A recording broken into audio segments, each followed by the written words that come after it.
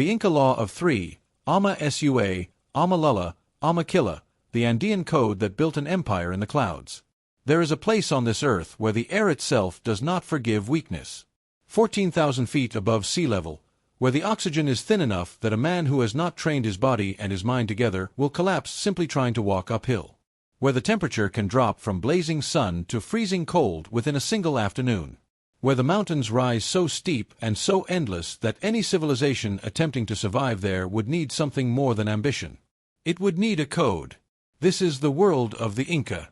And today we are leaving behind the deserts, the steppes, the islands, the monasteries we have visited in previous episodes, and we are climbing into the Andes.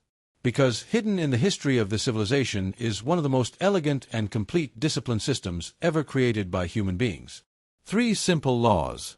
3 sentences. And from those 3 sentences, an empire that stretched over 2,500 miles of the most difficult terrain on the planet, built without the wheel, without iron tools, without a written language as we understand it, and yet more organized, more disciplined, and in many ways more functional than empires that had every advantage the Inca lacked. Stay with me through this one, because the law we are about to study is so simple that you could write it on the back of your hand, and so demanding that most people who hear it today will quietly know they are breaking at least one part of it before this episode even ends. Let us begin with the law itself. In the Quechua language, the language of the Inca, there were 3 commands that formed the moral and behavioral foundation of the entire empire. Every child was raised on these 3 lines. Every official swore to them. Every citizen, from the highest noble to the lowest farmer, was expected to build his character around them. Ama Sua. Do not steal. Ama Llulla. Do not lie. Ama Qilla. Do not be lazy. That is the whole code. 3 prohibitions. And I want you to notice something immediately, because it is the thing most people miss when they hear this for the first time. This is not a code about belief. It is not a code about loyalty to a king or devotion to a god, though the Inca had both gods and kings. It is a code about behavior, about what you do with your hands, your mouth, and your hours. It does not ask you to feel a certain way. It asks you to act a certain way, consistently, regardless of how you feel. This is the first principle we need to absorb before we go any further, because it cuts directly against how the modern world teaches discipline. The modern approach to self-improvement is obsessed with internal states. Find your motivation. Connect with your why. Feel inspired. Get into the right headspace. As if discipline were primarily an emotional project, a matter of cultivating the correct internal feeling before action becomes possible. The Inca did not organize their civilization around feelings. They organized it around 3 verbs. Do not steal. Do not lie. Do not be lazy. There is no clause that says unless you do not feel like it today. There is no exception for when you are tired, or sad, or unmotivated. The law applies to your behavior regardless of your internal weather. This is a profound shift, and once you see it, you cannot unsee it. Discipline is not a feeling you wait for. Discipline is the thing you do despite whatever feeling happens to be present in you on a given day. Let us take each of the 3 laws individually, because each one is its own discipline system, and together they form something far more sophisticated than they appear at first glance. We will start with Ama Qilla. Do not be lazy. This is the law most directly connected to what this entire channel is about, so let us spend real time here. In the Inca Empire, laziness was not treated as a personal failing to be managed privately. It was treated as a crime against the community, because in a civilization built at extreme altitude, in terrain that demanded constant maintenance of terraced farmland, irrigation channels, mountain roads, and granaries, one lazy person did not just hurt himself. He endangered everyone around him who depended on the system functioning. The Inca built an agricultural system of terraces cut into nearly vertical mountainsides, an engineering feat that modern agronomists still study with admiration. These terraces required constant attention. Walls had to be maintained. Water channels had to be kept clear. Soil had to be managed across multiple microclimates that could exist within a few hundred meters of elevation change. A man who slacked on his portion of the system was not simply lazy in the abstract. He was directly responsible for a section of the empire's food supply failing. This gives Ama Qilla a weight that the modern concept of laziness does not carry. We think of laziness as a private vice, something between you and your own potential. The Inca understood laziness as a public betrayal. Every hour you did not give your full effort was an hour stolen from the people who depended on the system you were part of.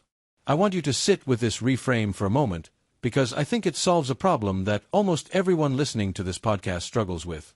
You probably find it difficult to maintain discipline purely for yourself. You start a new habit, a new routine, a new commitment to working out or studying or building something, and within 2 or 3 weeks the private motivation fades. Why? Because when the only person you are accountable to is yourself, your brain finds endless ways to negotiate, to excuse, to lower the bar quietly without you even noticing. But you have likely also noticed that when someone else depends on you, when there is a person whose well-being rests partly on your effort, your discipline becomes far more reliable. You show up for the job that pays your family's bills with a consistency you have never managed for your personal goals. You show up for a friend who needs you with an immediacy you cannot generate for your own ambitions.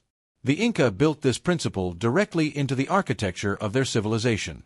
Laziness was not a private matter because nothing in Inca society was understood as purely private.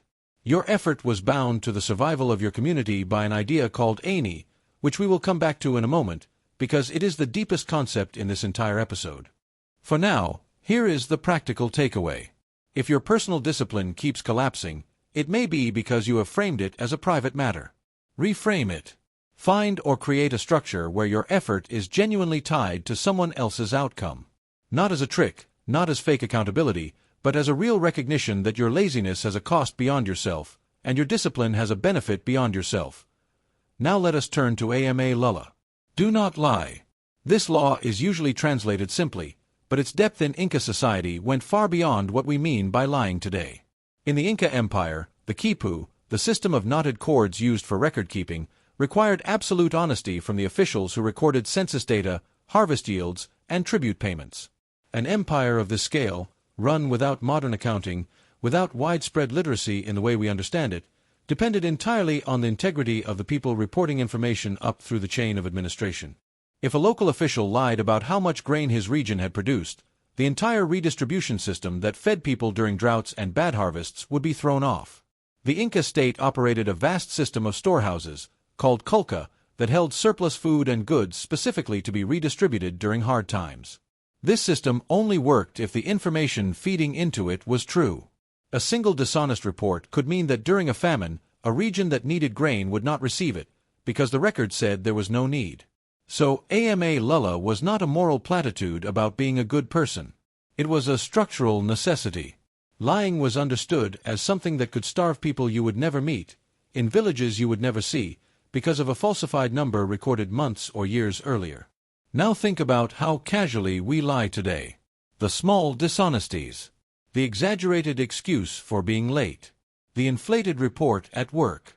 The version of events you tell yourself about why you did not follow through on what you said you would do. We treat these as harmless because the chain of consequence is invisible to us. We do not see the qilla that goes empty because of our small dishonesty. But the chain of consequence still exists. Every lie you tell, including the lies you tell yourself about your own effort and your own excuses, distorts a system somewhere. Maybe it is a relationship. Maybe it is your own self-trust, which erodes every single time you tell yourself a comfortable lie about why today does not count. This is the deeper application of AMA llulla for the man listening to this podcast. The most corrosive lies are usually the ones you tell yourself. I will start tomorrow.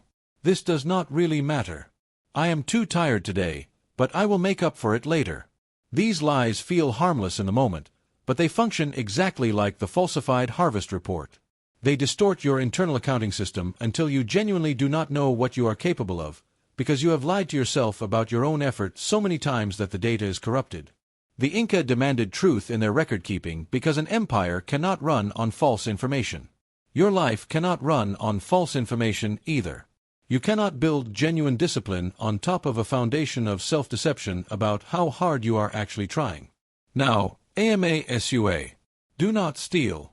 This seems the most straightforward of the 3 laws, but the Inca applied it with a breadth that is worth examining closely. Stealing, in Inca law, was not limited to taking physical objects that belonged to someone else. It extended to taking someone's time without giving fair return, taking credit for work you did not do, taking resources from the common store without contributing your share back into it. The Inca economy operated without money in the way we use it. Instead, it ran on a principle called Ayni, a word that means something like mutual reciprocal labor. If your neighbor helped you build your terrace wall this season, you owed him a comparable amount of your own labor when his crops needed harvesting. This was not charity. It was not a gift. It was an obligation, tracked carefully, expected to be repaid. Ayni was the invisible currency of the entire empire. And AMASUA, the prohibition against stealing, was really a prohibition against taking from this reciprocal system without paying back into it. A man who consistently received help from his community but never returned the labor was, in the deepest sense, a thief. He was stealing the time and effort of people who trusted that the system of exchange was mutual. I want you to consider how this concept of theft applies to a part of your life that the modern man rarely examines. Are you stealing from your own future self? Every time you spend your evening hours on distraction instead of building the skill, the body, the discipline that your future self will desperately need, you are taking something from a person who cannot yet defend himself, who cannot yet object, who will simply inherit the consequences of what you did or did not do today. You are, in the Inca sense, committing theft against a person who trusted you with their inheritance, except that person is you, 20 years from now, and the trust was implicit in the simple fact that you are the only one who can act on his behalf today. This is Ayni applied inward. You owe your future self the labor your present self is capable of giving. Every day you take comfort, ease, and distraction without contributing equivalent effort back into your own development, you accumulate a debt. And like any debt, it eventually comes due, usually at the exact moment you can least afford to pay it. Let us now talk about how the Inca trained their young men, because the application of these 3 laws was not left to chance. It was built into a formal system, much like the systems we have explored with the Spartans, the samurai, and the Mongols in previous episodes. Inca boys of noble lineage underwent a ceremony and training period called the reciprocity. This was not a single event but a sustained period of testing that could last weeks, during which boys around the age of 14 were pushed through extreme physical trials.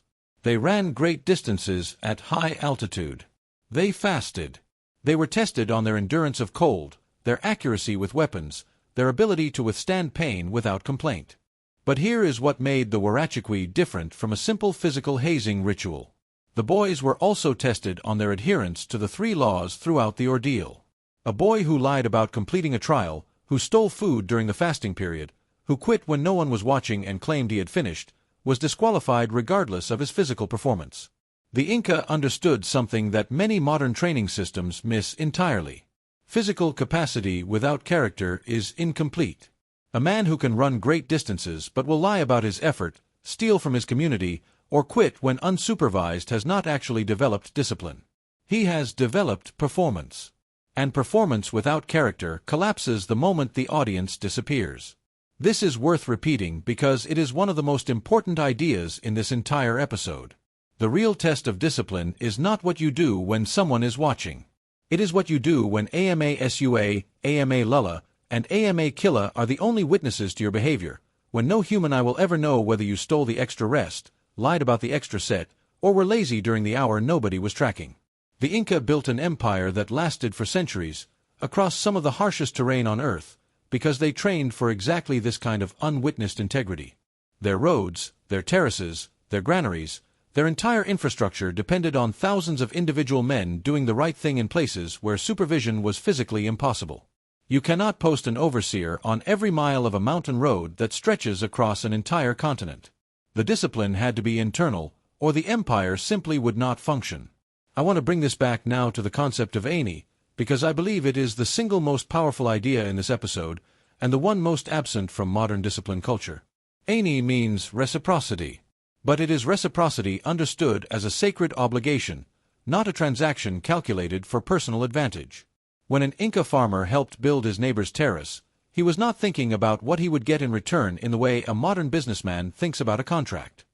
He was participating in a worldview where the act of giving labor was itself the natural order of things, and the return of that labor when needed was simply how the universe was supposed to work. This concept extended even to the relationship between the Inca people and the mountains themselves, which they called apis, and which they considered living beings deserving of offerings and respect. The Inca made offerings to the mountains before undertaking difficult journeys or harvests, understanding that they were taking something from the land, and that taking required giving something back, even if that something was only ritual and respect. Apply this concept to your own discipline practice for a moment. Most people approach self-discipline as a purely extractive relationship. What can I get from this morning routine? What can I get from this workout? What can I get from this habit? The entire framing is taking. And when the taking does not produce fast enough results, the motivation collapses, because the relationship was never reciprocal to begin with. What would it mean to practice Ayni with your own discipline? To understand that when you give real effort to your training, your work, your craft, you are not simply extracting a result. You are participating in an exchange. The discipline gives you strength, and you owe it your full presence in return. The craft you are building gives you meaning, and you owe it consistent labor in return, regardless of whether you feel like giving it on a given day. This reframes discipline from a transaction you abandon when it disappoints you, into a relationship you honor regardless of how you currently feel about it. This is closer to how the Inca farmer thought about his terrace, his neighbor, and his mountain. He did not abandon the terrace when farming felt unrewarding that season. He understood his obligation to it as something deeper than his momentary feelings about the work. Let me give you something practical to carry out of this episode and into your own life. For the next 7 days, I want you to apply the 3 laws as a personal audit, the same way an Inca administrator might have audited a village's quipu records. Each evening, ask yourself 3 questions, modeled directly on AMA SUA, AMA llulla, and AMA qilla. First, did I steal anything today? Did I take comfort, rest, credit, or resources without giving fair effort in return? Did I take from my future self without intending to repay that debt through present discipline? Second, did I lie today? Not necessarily to another person, though examine that too, but to yourself. Did I tell myself a comfortable story about my effort that was not strictly true? Did I inflate what I accomplished or excuse what I avoided? Third, was I lazy today? Not in the sense of resting, which is necessary and earned, but in the sense of withholding effort I was capable of giving, in a moment where that effort mattered and I knew it. Answer honestly. There is no audience for this audit except you, which means it is exactly the kind of test the Inca Huarachiqui was designed to administer.